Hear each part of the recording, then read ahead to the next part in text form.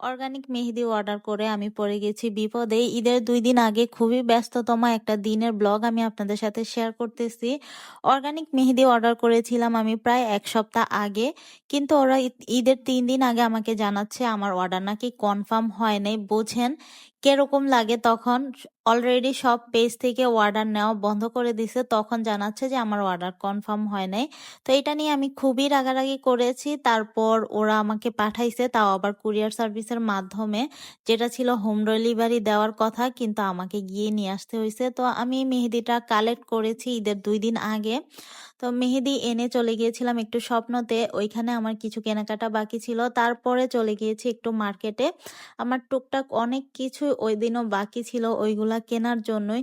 ওই দিনটা ছিল আমার এত রাশ একটা দিন, মানে আমার পাটা সব ব্যথা হয়ে গেছে ওই দিন। মার্কেট বাসা দৌড়াদৌড়ি করতে করতে এইখানে কিন্তু অনেক সুন্দর সুন্দর চুড়ি আসছে। আমি চুড়ি আগেই কিনে ফেলেছি, এই জন্য আর চুড়িটা নেওয়া হয়নি। আর এখানে দেখতেছিলাম সুন্দর সুন্দর ঝুমকা। আমরা যারা হিজাবি আছি তারা কিন্তু এইসব জিনিস পরতেই পারি না ঈদের দিন, তাই আর ঝুমকা নেওয়া হয় নাই। আর পার্সেলটা আমি বাসায় এনে খুলে চেক করতেছিলাম যে ঠিকঠাক দিছে কিনা। এমনিতেই মেহেদি দিতে এতদিন লেট করছে, আবার যদি ঠিক না আসে তখন বোঝেন। তারপর বিকেলবেলা মানে ইফতারের প্রায় ১ ঘন্টা আগে চলে গিয়েছিলাম মেহেদি পড়তে, কিন্তু মেহেদি পড়তে গিয়ে আরেক বিপদে পড়েছি। তখন নাকি মানে মেহেদি পড়াবে না, বলতেছে ইফতারের পরে আসতে। এত দৌড়াদৌড়ির পর আবার যদি ইফতারের পর যাই আমার অবস্থা কি হবে। তো যাই হোক, অনেক রিকোয়েস্ট করার পর ছোট বোনকে পরায় দিছে। আমার আর মেহেদিটা পরা হয় নাই ওদের হাতে। তো তারপর বাসায় চলে আসছি। বাসায় এসে দেখি আমার মা ইফতারিতে কি কি বানিয়েছে। এটা কিন্তু আরেক দিনের ব্লগ ছিল, যেদিন আমার খালামণিরাও ইনভাইটেড ছিল। খালামণিরাও এসেছিল ইফতারি দাওয়াতে। তো আমার মা এখানে করেছিল বিরিয়ানি, আর আলু দিয়ে করা হয়েছে গরু মাংস, সাথে ঝাল বুট বানানো হবে, এই কারণে বুটগুলা এখানে সেদ্ধ করতে দেওয়া হয়েছে। আমার ছোট ভাইকে দেওয়া হয়েছে এখানে সালাদ কাটাকাটি করতে। ও আবার কাটাকাটি ভালো করে করতে পারে, এই কারণে আমার মা ওকে কাজে লাগাই দিছে। এখানে আজকে আমি বানাবো লাচ্ছি, এই কারণে দধি নিয়ে নিচ্ছিলাম ব্লেন্ডারে। বাসায় বানাবো লাচ্ছি, সবাই এই লাচ্ছিটা অনেক বেশি পছন্দ করে। আমি বরফ দিয়ে বানাইলে ওইটা বেশি মজা হয়।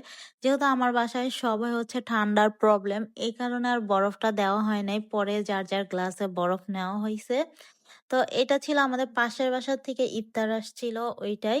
এখানে অনেক ধরনের ভাজা পোড়া, বুট ভুনা, ফালুদা আর জর্দা ছিল। আর এখানে আমি বানিয়েছি লাচ্ছি, এই যে লাচ্ছিটা গ্লাসে ঢেলে তারপর আমি সাথে বরফ দিয়ে নিয়েছি। ঠান্ডা ঠান্ডা খেতে ভালো লাগে। আর ওই দিন যেহেতু আমি অনেক দৌড়াদৌড়ি করে আসছি, আমার তো গলা একদম শুকিয়ে যাচ্ছিল। কিন্তু এইবারকার রোজাটা কিন্তু আলহামদুলিল্লাহ অনেক অনেক বেশি ভালো গেছে। এরকম ঠান্ডা ঠান্ডা রোজা আমি কখনোই পাই না। আর ইফতারের সময় হয়ে গিয়েছে, আমরা লাচ্ছি খেয়ে নিয়েছি, শরবত খেজুর খাওয়ার পর আমি বসে পড়েছি বিরিয়ানি খাইতে। সবাই নামাজ পড়ে এসে আমরা একসাথে খেতে বসেছি। আর এটা ছিল বড়